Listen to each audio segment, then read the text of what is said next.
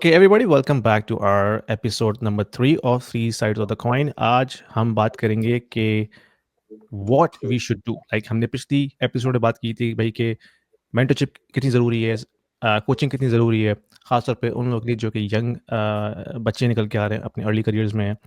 और फिर हमने बात की लास्ट एपिसोड में कि भाई क्या कहाँ से शुरू करें हम, what is the why, like how do we find our why in our journey in our life. और फिर आज हम बात करेंगे कि अगर हम ये दोनों स्टेजेस क्लियर कर लेते हैं तो what is the next step, what is the what. आज हम उस व्हाट पे जो है थोड़ा सा डीप डाइव करेंगे और इसी हवाले से हम मुख्तलिफ चीज़ें एक्सप्लोर करते हैं मोहसिन भाई और अली भाई के ज़रिए, ताकि इनकी लाइफ से हम सीखें कि इन्होंने किस तरह वो व्हाट डिस्कवर किया। तो सबसे पहले हम इंट्रोडक्शन करते हैं। अस्सलाम वालेकुम मोहसिन भाई, अली भाई, कैसे हैं आप लोग? वालेकुम सलाम। कैसे हैं आप लोग? ठीक ठाक। काफ़ी अच्छा मोमेंटम हमारा बिल्ड होता जा रहा है। तीसरी एपिसोड माशाल्लाह तीसरी वीक के अंदर।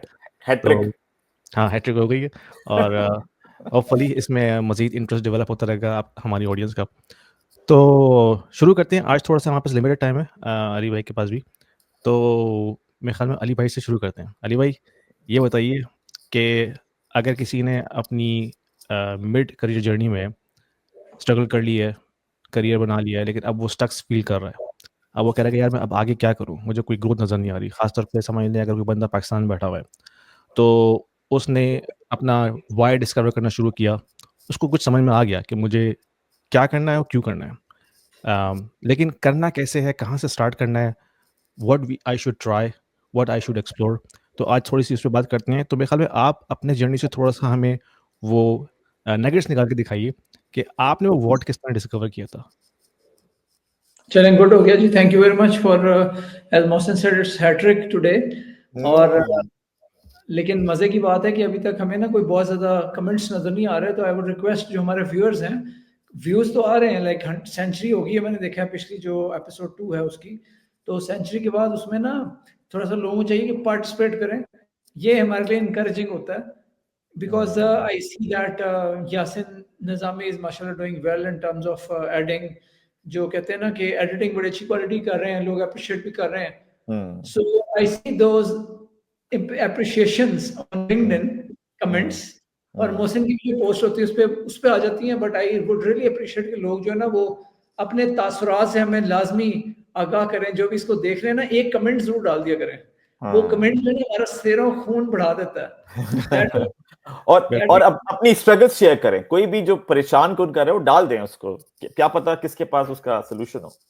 एब्सोल्युटली। तो इसको एज अ इंटरेक्टिव हम चाह रहे हैं कि हम बनाएं और आप भी हमारे साथ इस जर्नी में शामिल हो जाएं। तो लास्ट एपिसोड में जैसे यासिन ने बात की कि हमने वाई को एक्सप्लोर किया था, जो बहुत इंपॉर्टेंट है। और कोई भी जर्नी शुरू करना हो, कोई भी नया काम आपने शुरू करना है, तो आपने जबरदस्त किस्म की क्लैरिटी लेके चलना है कि मैं ये क्यों करना चाह रहा हूँ। जब आपने वो थोड़ी सी क्लैरिटी ले ली और आपने कुछ, आपको अंदाजा हो रहा है कि हाँ यार, जैसे हम लोग बात कर रहे थे कि हमारे केस में डिफरेंट वाइज थे और उसके ऊपर जो डिफरेंट किस्म के सपोर्टिंग फैमिली की तरफ से सपोर्ट मिली या जहाँ से भी सपोर्ट मिली, वो सारी चीज़ें फिर उसमें रोल प्ले किया। और अगर वाई अच्छा होता है तो फिर आपकी जो सफ़र है, अगर वो जितना मर्जी मुश्किल हो जाए, कठिन हो जाए, आप उसमें से गुजरते चले जाते हैं और आपको पता होता है लॉन्ग टर्म आपके लिए ना क्लैरिटी आ जाती है। अब आते हैं व्हाट की तरफ। तो व्हाट जो है ना, again what is basically linked with what do you bring to the table.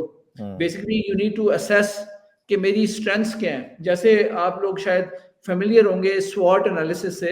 हम अपनी जॉब में स्ट्रेंथ, वीकनेसेस, अपॉर्चुनिटीज, थ्रेट का एक बनाते होते हैं मैट्रिक्स कि क्या स्ट्रेंथ्स हैं, क्या अपॉर्चुनिटीज हैं, क्या वीकनेसेस हैं, क्या थ्रेट्स हैं। तो इस केस में अगर मैं एग्जांपल लेता हूं, जैसे हम लोग उस फील्ड से फेमिलियर हैं, आईटी या टेलीकॉम की, तो create a matrix, create 4 boxes in strengths, start writing what you bring to the table.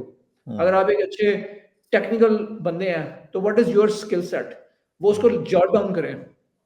अगर आप सेल्स की साइड में हैं तो उसको जॉट डाउन करें कि मेरी स्पेशलिटी सेल्स है। 80-90% आपको पता चलेगा कि अक्सर लोग जो होते हैं ना वो टैकीज होते हैं, क्योंकि हम लोग सारे टैकीज हैं।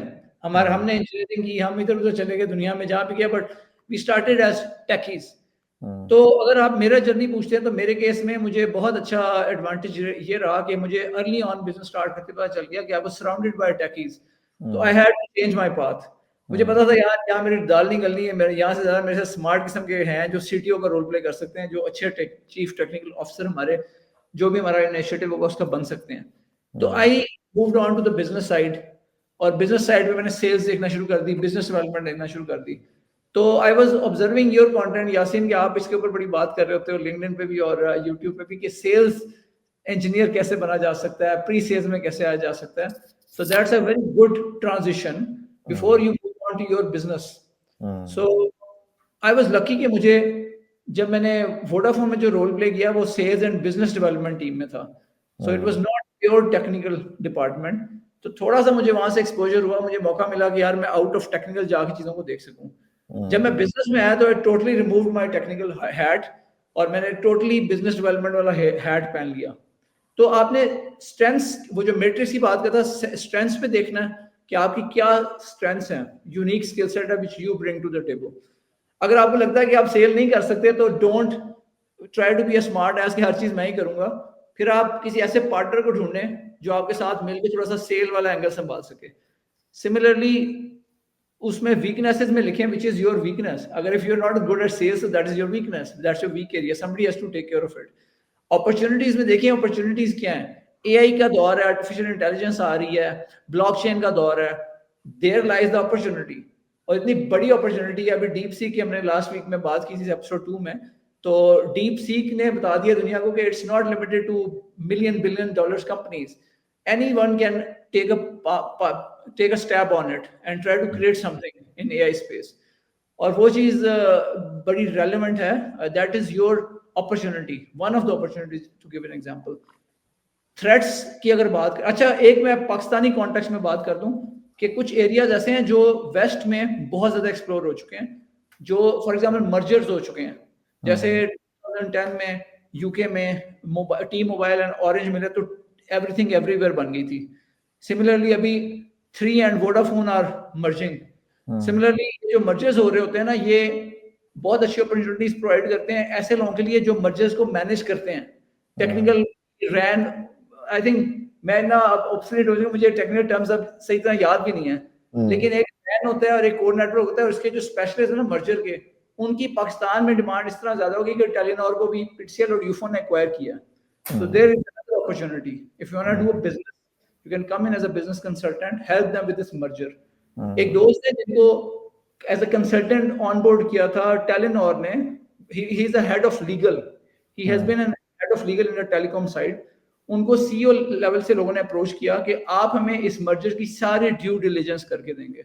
So he was busy for 1 year with them. तो ये ट्रांजिशन बनती है, जैसे एग्जांपल दे रहा हूँ कि as a consultant one man company create करके आप एंगेजमेंट पकड़ें। आपने जो चीज देखनी है ना वो ये देखिए, so that's an opportunity. Threat क्या है?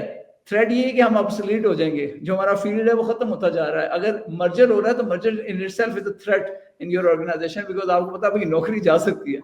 तो rather than just living under the fear of that threat और पैरालाइज हो जाएंगे, यार कुछ नहीं करना, मर गए, लुटे गए, उससे बेहतर है कि आप ये सारी चीजों को स्वॉट एनालिसिस करें एंड देन सी कि यार where is your, where do you belong, कौन सी चीज है जो आप कर सकते हैं। सो अगर आप एआई के चीते हैं तो पाइथन का कोई चीज स्टार्ट कर दें। कोई चीज हमने जो पहला स्टार्टअप किया वो एआई का स्टार्टअप था और टेक्निकल स्टार्टअप था। बाद में मुझे पता चला कि यार मेरी जो असल चीज है वो, when I took a step back, I was good at project management. तो जो मेरे तख्लीक है उसमें प्रोजेक्ट मैनेजमेंट काम आई। उसके अंदर जो So sometimes industry can be different. You can start from one industry, but then you can excel in a different industry in your business. लेकिन ये है कि वो rules वही apply होते हैं. You're a good project manager, a program manager in telecom or IT, you can do similar in other industries as well. तो आपको ऐसी चीज पकड़ें, what में ऐसा आइडिया लेके आए जिसमें आप पहले से अच्छे हैं। I have a friend in, I used to work for Vodafone in UK.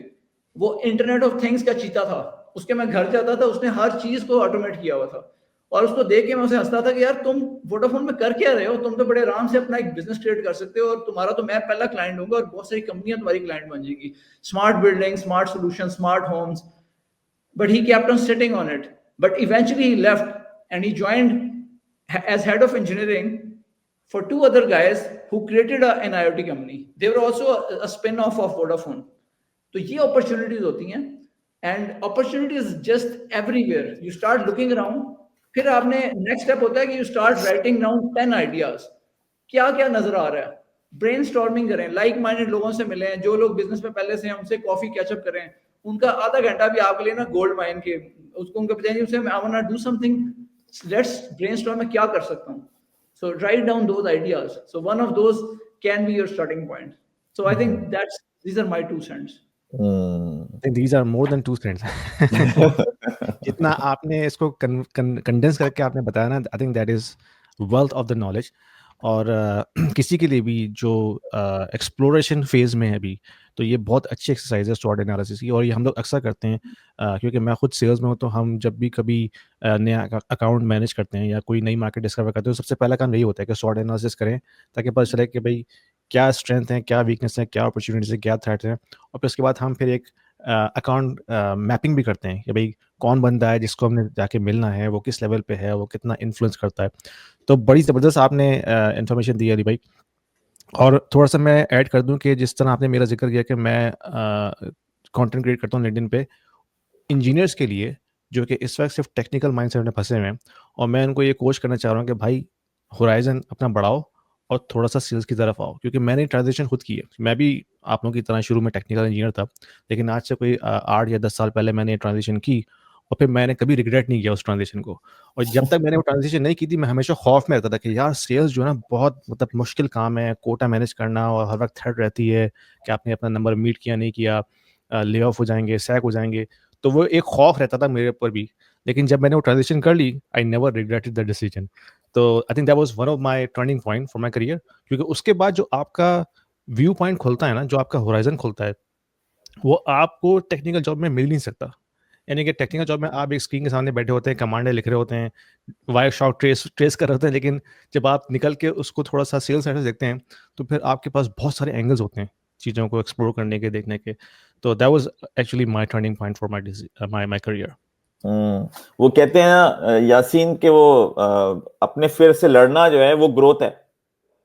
तो जहां फेयर फील करें, वहां समझें कि इस पे काम करना है, वो अपॉर्चुनिटी है बेसिकली फेयर। बिल्कुल तो वो तो नाम ही इसी चीज का है, और अल्लाह ताला ने वो सिस्टम बनाया ऐसे ही है कि वो ग्रोथ आएगी उसी वक्त जब आपको फील होगा कि मैं नहीं कर सकता, और जब कर गुजरेंगे तो यकीन नहीं आएगा कि मैंने ये कर लिया पीछे। बिल्कुल तो ये तो बड़ा क्रिटिकल सिलसिला है। देखिए वो जो आप कह रहे हैं ना, मेरा होराइजन बड़ा हुआ है उससे, तो वो बड़ी इंटरेस्टिंग बात है कि होराइजन जो है ना, वो बड़ा जो है वो लोगों के साथ ही होता है।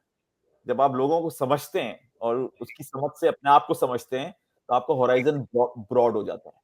और जब आप एक टेक्निकल चीजों पे काम कर रहे होते हैं, तो टेक्निकल चीजें इतनी लिमिटेड हैं कि वो आपको बहुत देर तक तो शायद इंटैक्ट रख सकें, लेकिन उसमें सस्टेनेबिलिटी नहीं है, और वो चीजें शिफ्ट होती रहती हैं। फॉर एग्जाम्पल, अगर हम टेलीकॉम के अर्ली डेज से पकड़ लिया होता हमने कि जी आरएफ इंजीनियरिंग बड़ी जबरदस्त चीज है, आरएफ इंजीनियरिंग बड़ी जबरदस्त चीज है, या कोर नेटवर्क बड़ी जबरदस्त चीज है, चीजें चेंज हो गई सारी की सारी, सारा फोकस चेंज हो गया। अब सारा का सारा ध्यान लोगों का लगा हुआ कि ये सारे के सारे जो नेटवर्क हमारे लगे हुए, इनको ऑटोमेट कैसे कर सकते हैं, ये इन नेटवर्क जो है ये सेल्फ ऑपरेटिंग मोड में कैसे जा सकते हैं, या ये ऑप्टिमाइजेशन खुद क्यों नहीं कर सकते। तो वो बिल्कुल ही सारा इंटरेस्ट ही शिफ्ट हो गया। तो एक तो ये मुझे ऐड करना था, दूसरा ये कि ये जो SWOT एनालिसिस की बात हुई है, बड़ी इंटरेस्टिंग बात है और बड़ी सिंपल सी बात है, मतलब कितना क्लैरिटी है कि वो 4 सेगमेंट्स आपने देखे। बट लोग इन जगह पे फंस जाते हैं कि यार ये मैं अच्छा किस में हूं और मैं बुरा किस में हूं, क्योंकि लोगों के एक्सपोजर नहीं हुए होते, तो लोगों को ये भी नहीं पता होता। बहुत सारे लोगों को, कुछ लोगों को बड़ी क्लैरिटी होती है, लेकिन कुछ लोगों को ये भी नहीं पता होता कि वो वाकई किस में अच्छे हैं, क्योंकि इस तरह से उनकी लाइफ गुजरी नहीं थी, कोई मेजरमेंट उस तरह से होती नहीं है। स्कूलों में किया, कोई एक एक्स्ट्राऑर्डिनरी बच्चा आगे चला गया, उसने अच्छा बोलना शुरू कर दिया कि तो ये तो बड़ा अच्छा बोलता है, इसको तो सेल्स में जाना चाहिए।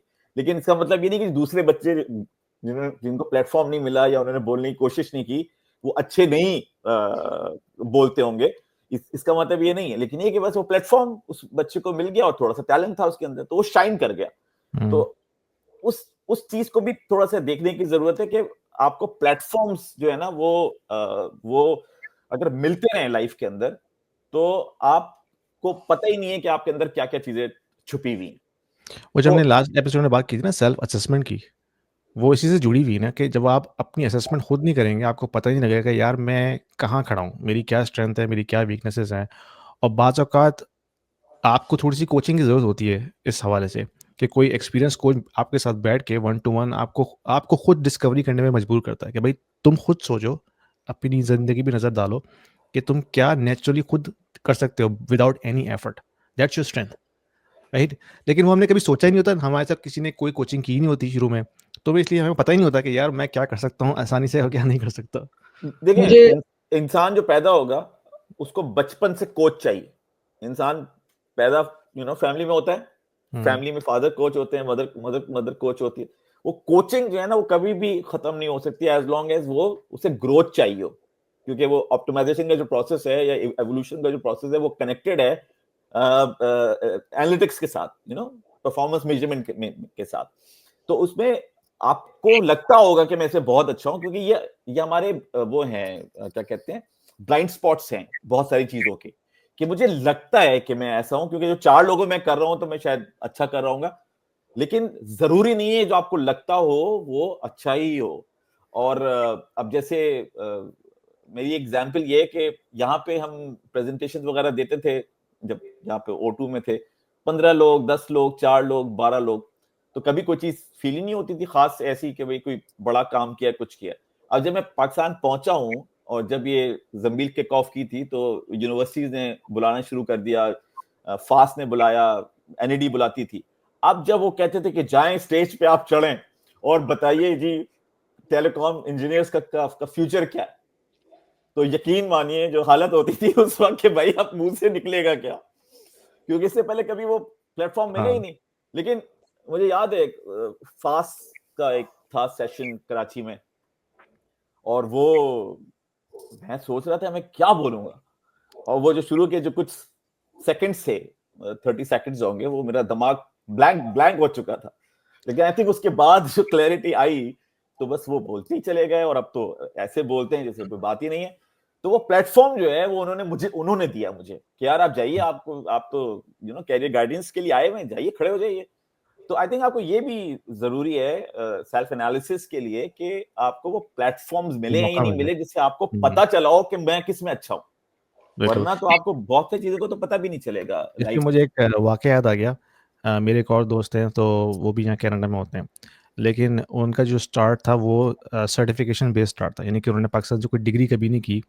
उन्होंने सर्टिफ़िकेशंस अर्ली कर ली थी माइक्रोसॉफ्ट की ना, MCSE की, उस ज़माने में 98-97 का टाइम है ये।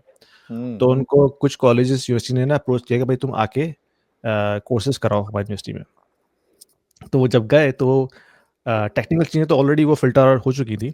लेकिन उनसे ना इंटरव्यू में पूछा जा रहा था कि यार तुम मतलब पढ़ा लेते हो? मतलब खड़े हो जाते हो बच्चों के सामने, काफ़ी बड़ी क्लास है। वो कह रहे हाँ, हाँ, मैं तो कर लूँगा।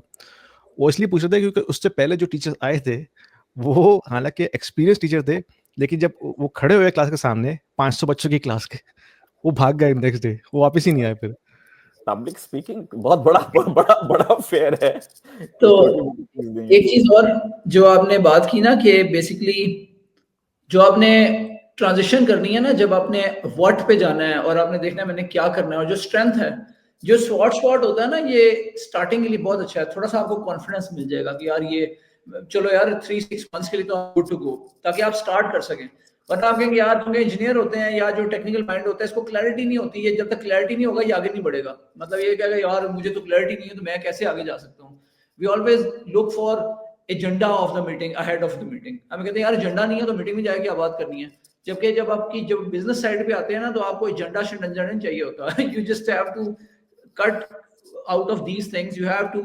अब मैं मीटिंग में जाता हूँ ना, मुझे कोई एजेंडा नहीं चाहिए होता। I know if I see a person I exactly know what to do और I am able to come across with clarity. मुझे पता होता है यार मैंने इससे क्या लेना है, तो वो प्रैक्टिस की चीज होती है। तो जब आप पाँव रखते हैं ना पानी में, तो फिर आप या तैरते हैं या डूबते हैं। तो ना डूबने का तरीका ये है कि आप जो है ना वो बार बार तैरने की कोशिश करें। तो द थिंग इज दिस कि आपको पानी में पाँव रखने आ जाए, स्टेज पे चढ़ना आ जाए, ताकि आपको स्टेज फ्राइड खत्म हो जाए। जब आपने बोलना है तो आप एक बार स्टेज फ्राइड खत्म हो जाएगा, आप you can do anything, right. इसी तरह जब आपने करना है कुछ, तो करने में आपका क्या होता है कि आपने जब आपने स्टार्ट किया तो you will fumble, you will do screw ups, और वो जो भी आपने पहला काम किया वो फेल होगा। मुझे अच्छी तरह याद है कि मैं यूके में जब साइड हसल करने की कोशिश की ना, तो मैं समझ रहा था यार मुझे तो कुछ पता नहीं है, मतलब I was a project manager at that time at Vodafone, I was earning good salary, but I just had this thing यार मुझे तो कुछ भी नहीं आता। मतलब अगर मैं अपने तौर पे कुछ कोशिश करूँ ना, मेरे एक बहुत अच्छे जिगरी दोस्त हैं, वो उनका ख्याल है वो सीनियर सेल्स डायरेक्टर है यूएस में, एंड ही थिंक्स उसे कुछ नहीं आता बिकॉज वो अपने काम में ना ही इज ब्लैंक। तो इसी तरह मैं भी ब्लैंक होता था। सबसे पहले जो मेरा आइडिया था वो ये था कि यार एक वेबसाइट डिजाइन कंपनी बना लो। वेबसाइट डिजाइन कंपनी मैंने बनाई जी, उसका डोमेन रजिस्टर किया and didn't do anything because I am not a good guy for this. मतलब वो तो बच्चे बच्चे कर सकते हैं, हमारे से बेहतर करते हैं। फिर वो जब मैं यूएस गया ना, जब मैंने ये सारा अपना स्टार्टअप पहला दफा 3 मंथ्स मैंने पहले बताया कि मैं यूएस में गुजारे, तो उस जमाने में ना ये जो आपने बात की कि एक कोचिंग या मेंटरिंग लाजमी होती है ये स्टार्टअप के अर्ली डेज में, बहुत सारे साल आपके बच जाते हैं। आप एक बुक पढ़ लें, वो पूरा निचोड़ होता है किसी बंदे की जिंदगी का, उससे आपके माइल्स आपका हेड हो जाता है आप as compare to other people. अगर आप किसी मेंटर कोच से मिलें उससे जिसने वो सारा जर्नी पहले ट्रेवल किया हो। तो मैंने अपने पार्टनर को कहा था यूएस में, मैंने खुदा का वास्ता bring me one guy who has done a brilliant $1 million exit, ताकि हम उससे तो मिलके पूछ सकें भाई ये होता कैसे है, ये एंटरप्रेन्योरशिप कैसे स्टार्ट हो। हमें वो बंदा ही नहीं मिलता था। ये मैं बात कर रहा हूँ 2015 में। उस वक्त रेडिली अवेलेबल नहीं होती थी जो अब मैं आप बैठे हम पॉडकास्ट में कर रहे हैं, नॉलेज ज्ञान बांट रहे हैं, इस तरह लोग ज्ञान नहीं बांटा करते। उसमें जो टॉप टियर के होते थे इलॉन मस्क टाइप, वो तो ज्ञान बांटते, उनकी हमें समझ ही नहीं आती थी because they were like far ahead of us. हमें तो चाहिए जो नेक्स्ट बंदा है, स्टेप 2 पे जो बंदा खड़ा हुआ है, हम स्टेप 1 पे चढ़ना चाह रहे हैं, स्टेप 1 से स्टेप 2 पे जो जा चुका है, हमें वो बंदा चाहिए कि भाई ये स्टेप 1 पे कैसे चढ़ना है और स्टेप 2 पे कैसे जाना है, बस ये बता दे।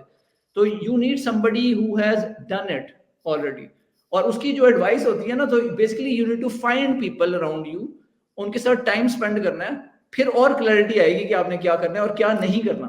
कई तो होता है कि हम इस चक्कर में पड़ जाते हैं ये करना है, लेकिन ये भूल जाते हैं कि यार ये क्रॉस भी करना लाजमी है कि ये नहीं करना। कई तो हम अपनी फिंगर्स बहुत सारे पाइज में डिप कर देते हैं, पता चलता है बंदा सैचुरेट हो जाता है, एक साइड हसल करने का टाइम नहीं है, लेकिन 10 चीजें 10 महाज खोल के बैठा हुआ है, तो वो सारों में बुरी तरह फ्लॉप होगा। तो you have to do one thing at a time, और जिसके अंदर आप डीप जाएं। 1 घंटा निकालना है ना दिन में, अगर आपने साइड हसल करनी है तो 1 से ज्यादा घंटा नहीं दे सकते। अब अगर आप उसमें 10 महाज खोल के बैठ जाएंगे तो you will fail miserably at all of them. तो that's very important as well. और ये बहुत कॉमन ट्रैप है। हाँ, इसमें अली ने जो आई थिंक 2 इम्पोर्टेंट बातें की, एक तो ये कि वो जो किताब है ना, वो गेम है और उसको आप किसी भी तरह से अंडरमाइन या अंडर एस्टिमेट नहीं कर सकते। हमारा रिलीजन भी ऑब्वियसली, कुरान की जब हम बात करते हैं तो वो भी एक किताब है, और अल्लाह ताला ने भी जो आपको समझाने और बताने के लिए जो चीज आप पे उतारी, वो एक किताब उतारी थी। तो इसी तरह से वो जो किताबें लिखी गई हैं, वो उनको तो आप बिल्कुल भी इग्नोर नहीं कर सकते। और मुझ पे तो मैसिव इम्पैक्ट है मेरे ख्याल से। इस पूरी जर्नी के अंदर जो बड़ी स्ट्रॉन्ग नॉन जजमेंटल कंपेनियन कोई एंटिटीज रही हैं, तो वो किताबें थी कि उठाओ और ले लो और पढ़ लो और देख लो, नहीं तो जाके उसके रिव्यूज देखो, पढ़ो, कुछ ना कुछ उसके साथ। तो वो एक हमेशा से एक सहारा रहता है, क्योंकि एंटरप्रेन्योरशिप ना बड़ी लोनली जर्नी है, बड़ी लोनली जर्नी है। आपकी अच्छी बात है, आप गिफ्ट, आपकी अच्छी बात है कि यू गिफ्ट, आप बुक का गिफ्ट भी देते हैं। So he gave me gift books 3 times I remember, और वो तीनों बड़ी अच्छी बुक्स थी। क्रिटिकल थिंकिंग के ऊपर एक बुक थी, एक जो थी वो hard think about hard things थी। We can not recommend enough of, कोई भी बिजनेस करना चाहता है ना, तो ये तो बाइबल है, hard think about hard things. ये तो बाइबल है। और बुक रख के पीछे 4 किताबें पढ़ी नजर आ रही है, लोग कहते हैं तेरे को 4 किताबें पढ़ी है, ये छोटा सा तुमने रखा हुआ है। मैंने कहा भाई ये मैंने पढ़ी हुई है, ये वो है जो मैंने पढ़ी हुई है। जब अगर जगह भर जाएगी, जब ज्यादा पढ़ेंगे तो ज्यादा पढ़ी अलमारी रख लेंगे। तो एक तो ये आई थिंक बड़ा इंपॉर्टेंट पॉइंट, और क्योंकि मुझ पर बड़ा इम्पैक्ट है इसका, तो मैं हर कॉन्वर्सेशन में जरूर इस चीज को मैं ऐड करता हूँ। दूसरे वो जो बात करें ना कि वो लोगों से मिलना बहुत जरूरी है, वो जो उस तरह का जो माइंडसेट है वो बहुत जरूरी है, क्योंकि किसी का कुछ एक्सपीरियंस है, किसी का कुछ एक्सपीरियंस है। अब आपको नहीं पता कि किससे आप ज्यादा रिलेट कर पाते हैं। तो ये एक फिशिंग वाला सिलसिला है, और उनके साथ कंटिन्यूसली मिलना भी जरूरी है। यानी वो फीडबैक लूप जो है वो भी चलना चाहिए कि मैं मिला था, आपने मुझसे ये कहा था, मैंने ये किया इसके ऊपर, आप मुझे तरफ बताइए मैंने ठीक किया नहीं किया। तो ये जो बेबी स्टेप है ना, क्योंकि ये जो मेंटोर या कोच की जो जर्नी की जो रिलेशनशिप है आपके साथ, वो 2 वे जर्नी है। क्योंकि वो जो मेंटोर है वो भी और कोच है वो ये भी देख रहे हैं कि यार जो मैं कह रहा हूँ उससे उस पर कोई इसको रिस्पॉन्स मिला या नहीं मिला, क्योंकि जरूरी नहीं है कि अगर कोच को बड़ा अच्छा रिस्पॉन्स मिला अपनी लाइफ पे उस चीज पे तो आपको भी मिलेगा, लेकिन ऑब्वियसली क्योंकि ये कोई ऐसी कोई साइंस नहीं है तो इसलिए जरूरी है कि वो ट्रायल्स आप जरूर करें। और तो आई थिंक ये दोनों बातें बड़ी इंपॉर्टेंट हैं, लोगों से मिलने वाली बड़ी इंपॉर्टेंट है कंटिन्यूसली ताकि आपकी मोटिवेशन इंटैक्ट रहे, क्योंकि ये भी बड़ा इंपॉर्टेंट है कि वो जब आगे आप बढ़ना शुरू करते हो कुछ नजर नहीं आ रहा होता और चारों तरफ फोर्सेस अगेंस्ट होती हैं तो आप बड़ा जल्दी हो जाते हैं, अरे यार ये तो चलो फिर उसी पे रूटीन पे चले जाते हैं, तो बड़े आराम से जो है ना वो आप लेजी हो जाते हैं उसके अंदर। तो उसमें जब आप ऐसे लोगों से मिलते रहेंगे ना तो वो आपको इग्नाइट करते रहेंगे, आपके अंदर जो है ना स्पार्क दोबारा ऐड करते रहेंगे। तो लोग तो बड़े क्रिटिकल हैं आपकी इस जर्नी के अंदर, और इनके बगैर तो आप आगे नहीं किसी सूरत में नहीं जा एक बड़ा अच्छा कोड है उसका जिम रॉन का कि you are an average of 5 people around you. तो बिल्कुल सही अब कह आपने रहे हैं, देखा कि आपके अराउंड वो 5 लोग कौन है कि आप उनका एवरेज हैं। अगर बिल्कुल वो सही है। अच्छे हैं तो आप उन अच्छे लोगों का एवरेज हैं, अगर आप वो बुरे हैं तो आप उन बुरे लोगों का एवरेज है। तो बड़ी गहरी एक बात है ये। बिल्कुल एक और चीज चाइन है कि जी अभी आप जो आपने मोहसिन बात की ना कि लोगों से मिलना बहुत इंपॉर्टेंट है, तो मैंने अर्ली डेज में ये भी स्ट्रगल मुझे फेस करनी पड़ी और फ्रस्ट्रेटिंग होती है शुरू में, then you become thick skinned. ये थिक स्किन्ड होना भी बहुत लाजमी क्वालिटी है कि आपको ना छोटी छोटी चीजें मुतासिर नहीं करती, मतलब आपको ना छोटी छोटी चीजें जो है ना दिल में नहीं लेते, आप एकदम दिल छोड़ नहीं जाते कि यार मैं तो ईमेल कर रहा हूँ, मैं तो लिंक्डइन पे मैसेज भेज रहा हूँ, ये जो सक्सेसफुल लोग हैं ये तो पकड़ा ही नहीं दे रहे, ये तो मैं कह रहा हूँ मीटिंग करो वो मीटिंग ही नहीं कर रहे, यार ये क्या मजाक है, 2 दिन से जवाब ही नहीं दिया हुआ, हफ्ता हो गया, बड़ा आदमी बन गया यार वो तो। Basically the idea is everybody is super busy in their lives. तो मुझे बाद में एहसास हुआ कि यार सिर्फ मेरा स्टार्टअप ही इंपॉर्टेंट नहीं है, जो ये लोग बेचारे 10-10 साल से 20-20 साल से इस काम में लगे हुए हैं, they have very very busy life. तो ये उनका मेरे पे एहसान होगा अगर वो 15 मिनट या 5 मिनट या 10 मिनट में मुझे निकाल के दे दें। एक दोस्त है वो 20 मिनट से ज्यादा नहीं देता मीटिंग के लिए, मतलब he is a 20 minutes window, और उसमें आपने उसे मुतासिर करना है तो फिर आगे मीटिंग से सिलसिला चल जाएगा। अगर यस और नो हो जाएगी आपको, he is an investor as well, so he decides if he wants to invest with you, he's going to have a follow up meeting, otherwise no। तो इंपॉर्टेंट चीज ये है कि आप न्यू भी हैं तो be respectful of other people's time. वो जो सक्सेसफुल लोग हैं जो इस जर्नी में आपसे आगे हैं, वो इतनी हाथ आसानी से पकड़ा ही नहीं देंगे, तो आपको बड़ा ना वो होना पड़ेगा, रेजिलिएंट, कंसिस्टेंट, फॉलो अप करना, पीछे पड़े रहना। और वो जब देखेंगे यार ये बंदा सीरियस है, ये पागल है और पागल किसे करना यार, मिल ही लो इससे, जान छुड़ाओ इससे, एक दफा तो मिलो ना, तो वो आपको that is your chance basically. वो तो जो पागलपन है वही तो एक्नॉलेजमेंट है, क्योंकि जब तक वो कमिटमेंट आपको उस पागलपन की हद तक नजर नहीं आएगा आप सस्टेन नहीं कर सकते उस चीज को। तो दुनिया में जितने चेंजेस लेकर आए वो सारे के सारे बड़े बड़े पागल ही थे सारे के सारे जो कि चेंजेस लेकर आए। वरना नॉर्मल अगर बातें आप करेंगे तो नॉर्मल में तो ऐसे ही होता है, मैं ईमेल करता हूँ वहां से जवाब आ जाता है, जवाब नहीं आता तो मैं दोबारा ईमेल नहीं करता, और हर चीज बाय द बुक चलती है। लेकिन बाय द बुक में तो मजा क्या है, चेंज क्या लेकर आए आप अगर आप चेंज की बात कर रहे हैं। आपका कनाडा में क्या एक्सपीरियंस रहा है, आपने किसी से मिलना मिलाना हो तो is it easy to get hold of people या हाउ इज इट? वही बात है कि डिपेंड करता है कि आप किस कॉन्टेक्स्ट में किसी से मिल रहे हैं। तो नॉर्मली जैसे मैं खुद सेल्स में हूँ तो हम तो कोल्ड ईमेल्स करते रहते हैं लोगों को ना, कोल्ड कॉल भी करते रहते हैं। तो उसमें ये होता है कि बाज़ औक़ात कोई रिस्पॉन्स नहीं आता, बाज़ औक़ात कोई ज़्यादा आता है। बाज़ औक़ात फिर हमें किसी बड़े बंदे से मिलना है, कोई सी लेवल एग्जीक्यूटिव है, फिर आप उसको डायरेक्टली अप्रोच तो कर नहीं सकते ना, फिर आप दूसरे एंगल यूज़ करते हैं। आप किसी इन्फ्लुएंसर को ढूँढते हैं उसकी ऑर्गनाइज़ेशन में, उससे बोलते हैं यार ज़रा मेरी मीटिंग करा दे इसके साथ। तो मुख्तलिफ तरीके होते हैं इसके।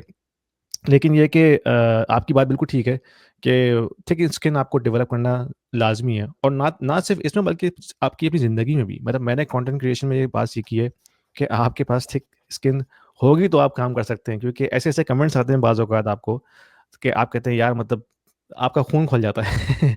तो फिर आपको जो है ना ये चीज़ें बड़ी ईज़िली डाइजेस्ट करनी पड़ती हैं ताकि आप उसको नॉइज़ को जो है निग्लेक्ट करके अपना जो आपका पाथ है आप उस पे चलते रहें।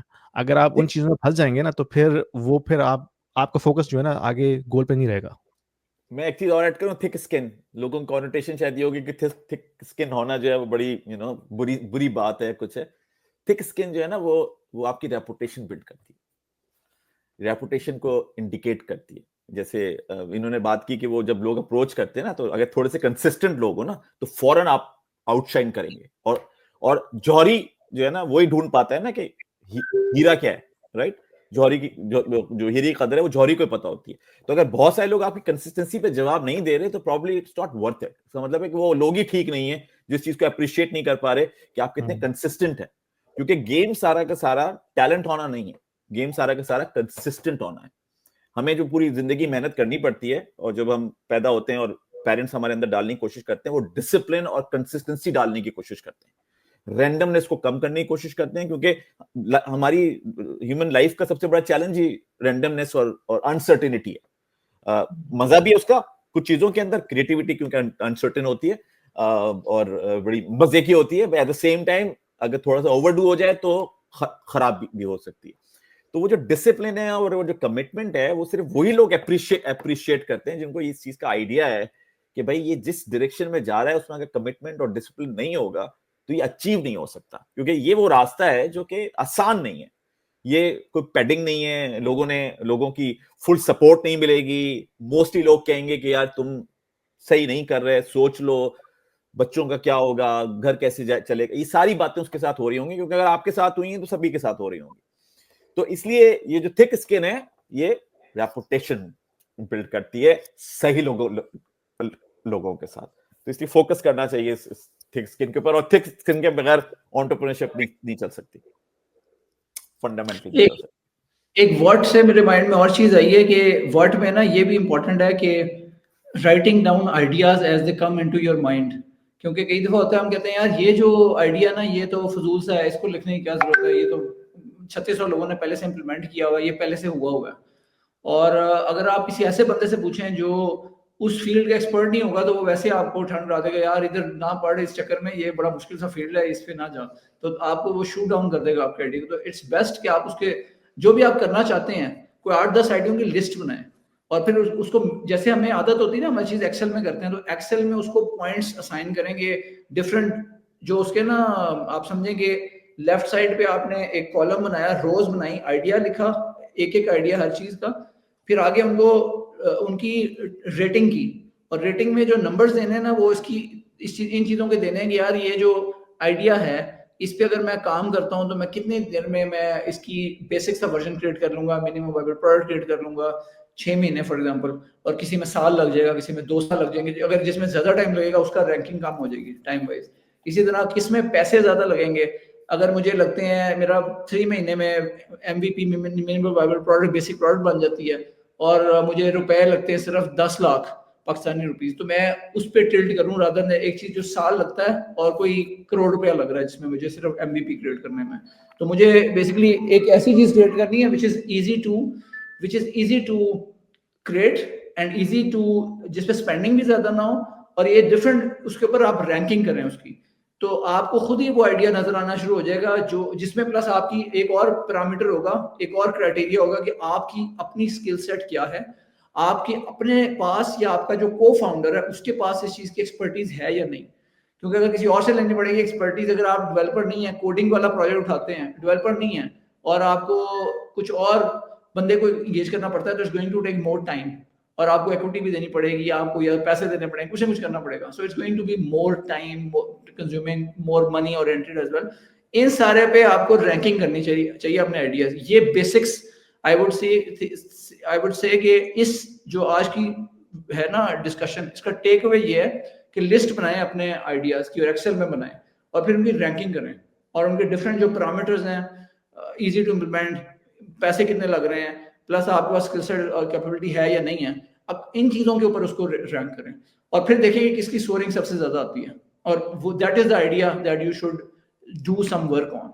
That's basically I think. इसमें एक क्वेश्चन मेरा ये है कि कोई भी आइडिया आप जब एक्सप्लोर कर रहे होते हैं, तो जैसे आपने बताया ना कि आप एक एक्सेल शीट बना के उसके डिफरेंट क्राइटेरियाज बना लें ताकि आप उसकी स्कोरिंग कर सकें कि वो कितना वायबल है।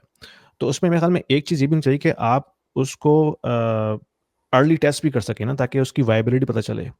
यानी कि बाज़ औक़ात हम ये करते हैं कि हम एक सर्वे रन करते हैं, मार्केट रिसर्च सर्वे, जिसमें हम फीडबैक लेते हैं मार्केट से कि भाई ये जो प्रोडक्ट हम बनाने जा रहे हैं इसकी नीड है कि नहीं है मार्केट में, और अगर नीड है भी तो क्या लोग उसको पैसे देके खर्च करके उसको यूज़ करना चाहते हैं कि नहीं चाहते, क्योंकि अगर कोई प्रोडक्ट किसी मार्केट में सेल नहीं हो सकती तो डजंट मैटर आप कोई भी आइडिया लेके आ जाएं, तो सही बात वो है। अपने स्टार्ट पे जो है फेल हो जाएगा।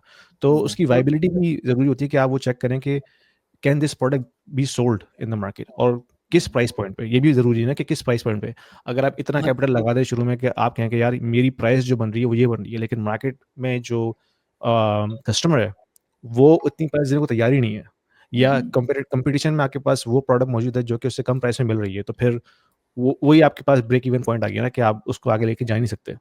तो ये भी ज़रूरी है कि आप पहले असेस कर लें कि जो भी आप प्रोडक्ट या सर्विसेज लेके आ रहे हैं उसकी वाइबिलिटी कितनी है मार्केट में सर्वाइव करने की।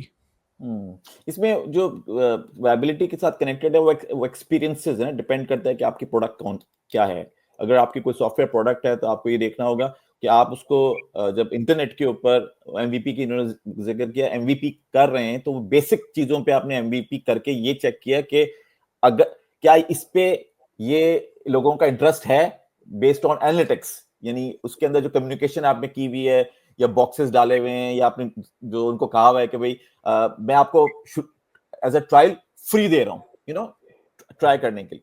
तो वो जो एक्सपीरियंसेस है ना सारे के सारे, क्योंकि अगर आप किसी से पूछेंगे ना जाके कि यार ये है तुम करोगे नहीं करोगे, भाई हम जो मुंह से बोलते हैं वो हम करते नहीं है और जो करते हैं वो मुंह से बोलते नहीं है। तो इसलिए ये जो इंटरनेट है वो गोल्ड माइन इसलिए है क्योंकि जब हम इंटरनेट पे होते हैं तो कोई हमें देख नहीं रहा होता सिवाय अपने।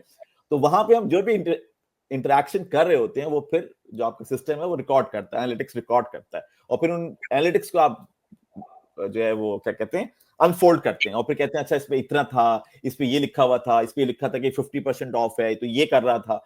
तो उससे एनालाइज कीजिए। तो सारा गेम ये है कि कस्टमर कैसे इंटरेक्ट करे उसके साथ without any conditions, without any boundaries, कैसे उनसे इंटरेक्ट करें और फिर आप कैसे उसको क्या कहते हैं एनालाइज करें कि वाकई इसकी रिक्वायरमेंट होगी भी नहीं। या अगर आपकी कोई फिजिकल प्रोडक्ट है, कोई खाने की प्रोडक्ट है, तो वो ये कि वो तो खिलाएं लोगों को, जाके खिलाएं खिलाएं खिलाएं और खिलाने के बाद आ जाएं वापस। अगर बंदे का दोबारा फोन आता है कि यार क्या हुआ, है अवेलेबल है क्या, या वो मेरी फैमिली आई हुई थी तो उससे वो कह रही थी कि यार वो लास्ट टाइम जो आया था ना वो बड़ा मजे का। अब ये कुछ इंपॉर्टेंट बात है। लेकिन अगर आप जाएंगे और कहेंगे खाओ खाने का बताओ ये कैसी है, तो कहेंगे यार ठीक है, तो कहेंगे यार बस नहीं अच्छी नहीं है, या यू नो। तो आप पूछे नहीं, डिजिटल आपको वो दे रहा है या पे प्रोडक्ट दे रही है कि आप लोगों को एक्सपीरियंस करवाएं। और अगर आपके पास रिपीट कस्टमर आता है, रिपीट, क्योंकि फर्स्ट टाइम का तो कस्टमर नहीं होता ना भाई, फर्स्ट टाइम कभी भी कस्टमर, अगर आपका हर दफा फर्स्ट टाइम कस्टमर आ रहा है तो उसका मतलब है कि आपका बिजनेस जो है वो नहीं चल सकेगा। तो आपको चाहिए रिपीट कस्टमर। और अगर आपका लाइक 60% रिपीट कस्टमर है तो इट मींस कि you are you doing really well, अगर 60% से ऊपर आपका रिपीट कस्टमर है। और रिपीट क्या चीज लेकर आएगी, उसको एक्सपीरियंस लेकर आएगा। अब उस एक्सपीरियंस के साथ क्या क्या चीजें आपने स्टैब्लिश की हुई है, ये आपने उसके ऊपर काम करना है, कि वो डिपेंड करता है कि प्रोडक्ट कैसी है। तो इसलिए ये जो वो है जो आप कह रहे थे ना, एनालाइज करना होगा, उस एनालिसिस के अंदर ये बड़ा इंपॉर्टेंट फैक्टर है कि वो लोगों का मुंह से फीडबैक ना लें, पूछे ना उनसे, बल्कि उनको लेके छोड़ दें, उनसे कि जाओ। ये जो इनसाइट आप दोनों ने दी है ना, ये बहुत पावरफुल है, क्योंकि ये मैं I can totally vouch for it. जो मेरा पहला स्टार्टअप था डील स्मैश का, जिसमें रिटेल हमारा स्टार्टअप था, रिटेल इंटेलिजेंस देते थे कंज्यूमर के बाइंग बिहेवियर पे, इनसाइट्स देते थे एआई यूज करते हुए। तो शुरू में जाके हमने ना मॉल्स में लोगों से पूछा कि जी ये मोबाइल ऐप हम बनाएंगे, जिस तरह पाकिस्तान में एक और ऐप है गो लूट लो के नाम से, और मेसीज की भी एक ऐप है इधर यूएस में इस तरह की ना, जिसपे आपको कूपन्स मिलते हैं, डील्स एंड डिस्काउंट्स मिलते हैं कस्टमर्स को। तो लोगों ने कहा जी बिल्कुल हम जरूर लेंगे। और जब मैंने जाके रिटेलर से कहा यार तुम पैसे दोगे जब मैं तुम्हें ये चीज, तुम्हारा बिजनेस बढ़ा के दूंगा और मैं तुम्हें इंक्रीमेंटल रेवेन्यू ला के दूंगा, तो उस रेवेन्यू का कुछ पोर्शन मुझे दे दोगे? तो कॉमन सेंसिकल बनता है हाँ हाँ देंगे, और उन्होंने हाँ देंगे, लेकिन हमें जीरो मिला। जो रिटेलर था ना उसने मतलब जो मुझसे ने बात की और इम्पोर्टेंट है कि कमिट कर लेते हैं लेकिन मानते नहीं है, और इस तरह आपको लटकाते रहते हैं। वन कस्टमर जो बहुत बड़ा कस्टमर था, जो पाकिस्तान में ग्रुप है जो नेक्स्ट को, टिम्बरलैंड, ये सारी ब्रांड्स को पाकिस्तान लेके आया हुआ है, तो you expect some decency from them, some commitment from them. वो मुझे साल तक लटकाते रहे, हाँ हाँ तेरे साथ ही करना है जिगर, तुझे ही काम देना है, तेरा ही सोल्यूशन यूज करना है, but they never give me any work. चुप करके मुझे थर्ड पार्टी ने किसी ने बताया कि इसने किसी और से ले लिया सोल्यूशन, ठीक है। तो एक तो ये चीज हुई। दूसरी बात जो मोहसिन ने की ना, कि असल चीज होती है proof is in the pudding, और वो बातों से नहीं आता, वो कस्टमर खुद दोबारा अगर आ रहा है ना, so that is what you have cracked. अब जैसे ब्रॉक हमने एक रिजॉर्ट बनाई है स्कर्दू में, वहां पे जो कस्टमर एक्सपीरियंस है ना, that is ruling over there. मतलब सरीना हमारे से थोड़ा सा ना फासले पे सरीना शिगर का वो होटल है, यूजुअली वो एक शीक अच्छा रेस्टोरेंट होटल है ना, लोग आके ठहरते हैं अच्छे लेवल के। प्राइसिंग हमारी भी वही है बिकॉज हमने सारी इम्यूनिटीज वो वाली दी हुई हैं। लिटरली एक कपल है जो ऑस्ट्रेलियन पाकिस्तानी कपल था, जो ऑस्ट्रेलिया में रहता है ओरिजिनली पाकिस्तान से, वो आया हुआ था हाइकिंग करने। वो उस हमारा जरा ट्रैक है, इस तरह का ट्रैक है कि आगे मसरूर रॉक आती है, काफी बाहर निकली हुई रॉक है, वो तस्वीरों में लोगों ने देखी हुई है। वो उस पर ट्रैकिंग के लिए आ रहे थे और उन्होंने रास्ते में उन्हें ना वो करना था, वॉशरूम यूज करना था। They stopped over at our resort and they were blown away, जो सारा एक्सपीरियंस उन्होंने सिर्फ वॉशरूम यूज करने का किया। दे सेड कि यार हमने यहाँ ठहरना है, और अपने ड्राइवर को कहा तुम जाके वो सुनना कि जो हमारा रूम शूम है हम बुकिंग कैंसिल नहीं करते, तुम वहां ठहरते हो। So they were blown away by the experience. We have got top जो इस वक्त हमारे जो आपकी सेलिब्रिटीज है ना, फवाद खान हो गया, हुमायूं सईद हो गया, सबा कमर होगी, they have been to our resort. आप जाके इसका ब्रॉक BROQGB के नाम से इसका इंस्टा का वो है, you check the reviews they are giving us. तो everything boils down to customer experience, और इसमें ₹0 की डिजिटल मार्केटिंग और पेड मार्केटिंग यूज हुई है। It's all about word of mouth से। तो that's exactly what basically it's all about customer experience. जबरदस्त। ये इस पे जरा मेरे ख्याल में नेक्स्ट एपिसोड में हम बात करेंगे कि अली ये जो आपका पिवट था ना, यानी कि टेक्नोलॉजी से हट के बिल्कुल नॉन कन्वेंशनल चीज़ को ट्राई करना, यानी कि रिजॉर्ट बनाना, ये तो दो बिल्कुल दूसरी चीज़ें टेक्नोलॉजी से अगर आप उसको कंपेयर करें। तो इस पे जरा हमने नेक्स्ट एपिसोड में बात करेंगे कि ये कहाँ से आपने पिवट किया। हम सारों ने पिवट ही किया, हमारी जिंदगी पिवट बन रह गई है। ये जो चारों तरफ आपकी दुनिया चल रही है, इसमें पिवटिंग ही तो कहते हैं, तो गेम है सारा का सारा। हाँ। और वो ये ना, गाड़ी क्या है, सीधे चला के दिखाएं आप, एक रोड के ऊपर चला सकते हैं, कभी इधर जाना पड़ेगा, कभी उधर जाना, पहुंचना कहाँ है, घर, पहुंचना कहाँ है, ऑफिस। पिवट तो करना पड़ेगा, आप सीधे तो नहीं जा सकते ट्रैक के ऊपर। यही सिचुएशन बड़ा क्रेज वाला पिवट था अली का, यानी कि एक तो होता ना कि आप रेजिडेंशियल रियल एस्टेट में जाएं, वो तो कंपैरेटिवली लोग कर लेते हैं, लेकिन कमर्शियल रियल एस्टेट में वो भी resort banana, that's next level thing. तो जब आप पाकिस्तान नेक्स्ट टाइम आए तो मैं बताएं, we would love to host you even in Islamabad as well as take you to Skardu. We will give you great experience जो आपने कहीं भी नहीं किया होगा।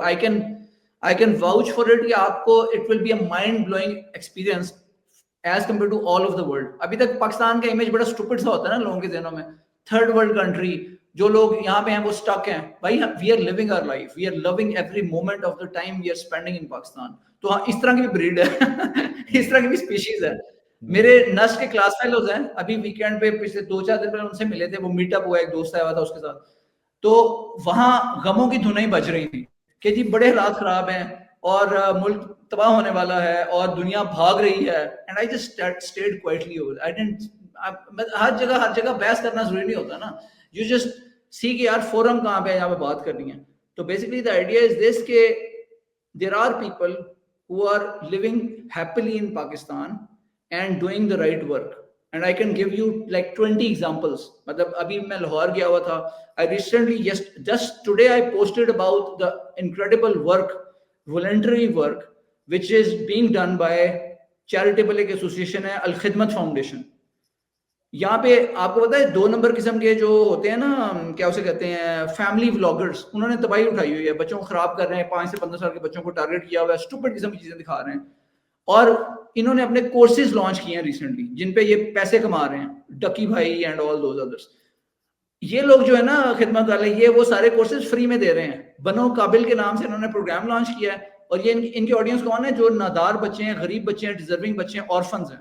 उनको ये स्किल्स सिखाई जा रही हैं कि वो कंटेंट क्रिएशन करें, वो सोशल मीडिया की स्किल्स सीखें ताकि अपने पैरों पे खड़े हो सकें, और ये सारा कुछ फ्री में कराया जा रहा है। तो I was blown away by the people who are doing all of this work on the ground.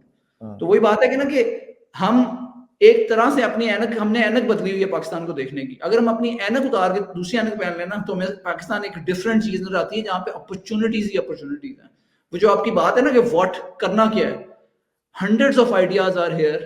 मतलब मेरे पास इतने आइडियाज है कि मैं एक बंदे को यार आ जाओ ये कर लो, मेरे पास तो बैंडविड्थ नहीं है, टाइम नहीं है मेरे पास ये करने को, तुम कर लो, क्योंकि इसमें ठीक ठाक, इसमें it's a viable idea, it's a viable business, somebody has to crack it. तो ये चीज है बेसिकली। ज़बरदस्त। लेकिन अली वो उसके साथ कनेक्शन जरूरी है ना आइडिया के साथ, क्योंकि हाँ जी, आइडिया हाँ जी। इटसेल्फ तो उसकी कोई वैल्यू नहीं है अगर उसके साथ कोई स्ट्रॉन्ग कनेक्शन ना एस्टैब्लिश हो, क्योंकि नहीं, वो वो स्टार्टिंग पॉइंट है ना किसी के लिए। आपने उस लाइन क्रॉस करनी है, और लाइन Absolutely. आराम से नहीं क्रॉस हो सकती। वो कोई जैसे ना वो बेबी ने 9 मंथ्स में आना है ना, तो 9 मंथ्स में ही नहीं आना है, आप उसको जंप शिप नहीं करा सकते उसको कि 5 महीने में निकालने की कोशिश करें। तो वो इसी एक तरह से ये भी लतीफ़ा ये चीज है एक कि जोक चलता रहता था जब मैं काम करता था प्रोफेशनल सर्विसेज में, तो हमारे प्रोजेक्ट मैनेजर थे, तो वो उनके ऊपर हम जोक लगाते थे कि यार प्रोजेक्ट मैनेजर का जो ना कॉल होता है कि भाई अगर एक बच्चा जो है 9 मंथ में पैदा होता है, तो आप जो है वो 10 माइल ले आएँ ताकि वो जो है 1 महीने में पैदा हो जाए। तो ये प्रोजेक्ट मैनेजर की सोच होती है, तो उस पे हम ऐसी जोक करते थे। तो इसी पॉजिटिव नोट पे हम आज इसको ख़त्म करते हैं। अली भाई, बड़ी ज़बरदस्त आपने एक पॉजिटिविटी शुरू जो है ना आपने इसने डाली है आपने आपकी बात ने इस पॉडकास्ट में कि भाई Pakistan is not about all complaints. Pakistan में भी काफ़ी सारी चीज़ें करने के लिए हैं और बहुत अपॉर्चुनिटी, जो आपकी बात जो पहली एपिसोड में हमने की थी कि बहुत सी चीज़ें फर्स्ट वर्ल्ड कंट्री में हो चुकी हैं। इंफ्रास्ट्रक्चर बन चुका है, एप्लीकेशंस बन चुकी हैं, पाकिस्तान में अभी वो होना बाकी है। तो ऑफ कोर्स जो रूम ऑफ इम्प्रूवमेंट है पाकिस्तान में वो कहीं ज़्यादा है कंपेयर टू अदर कंट्रीज़। और ऑफ कोर्स डिजिटल पेनिट्रेशन तो इस वक्त जो है वो बहुत ईज़िली आप कर सकते हैं पाकिस्तान के अंदर, क्योंकि जो इंफ्रास्ट्रक्चर है फिजिकल प्रोडक्ट्स का वो एग्जिस्ट ही नहीं करता, तो आपको डिजिटल ही लेके आना पड़ेगा। तो इसी पे हम इख्तिताम करते हैं आज की पॉडकास्ट का। Before we wrap up, any last comment Mohsin भाई, अली भाई? नहीं, मेरे ख्याल से तो बड़ी अच्छा रहा, और खासकर अली का बड़ा जबरदस्त वो है स्टेटमेंट रिगार्डिंग पाकिस्तान। और आई थिंक क्योंकि पूरी दुनिया में ये ऑडियंस देख रही है, यासीन की अलग ऑडियंस है, मेरी अलग ऑडियंस है, अली की अलग ऑडियंस है, तो ये मैसेज तो बहुत आगे तक जाएगा, और जाना जरूरी भी है। एक एपिसोड ऐसी करेंगे जब आप दोनों इंशाल्लाह ब्रॉक आएंगे, रिजॉर्ट आएंगे, स्कर्दू हम इकट्ठे जाएंगे, सो लाइव लाइव, करेंगे। ठीक है ना, आपको इनवाइट करेंगे उधर। इंशाल्लाह। और बिल्कुल। मेरा लास्ट मैसेज है ना वो ये है जो फराज ने कहा था, शिकवाए जुल्मते शब से तो कहीं बेहतर था, अपने हिस्से की कोई शम्मा जलाते जाते। ज़बरदस्त, क्या बात है, ज़बरदस्त। तो इसी नोट पे, इसी शेयर पे ख़त्म करते हैं। तो इंशाल्लाह नेक्स्ट वीक हम दोबारा मिलेंगे इसी टाइम पे, और until next time, thank you very much. अल्लाह हाफ़िज़। थैंक यू, अल्लाह हाफिज।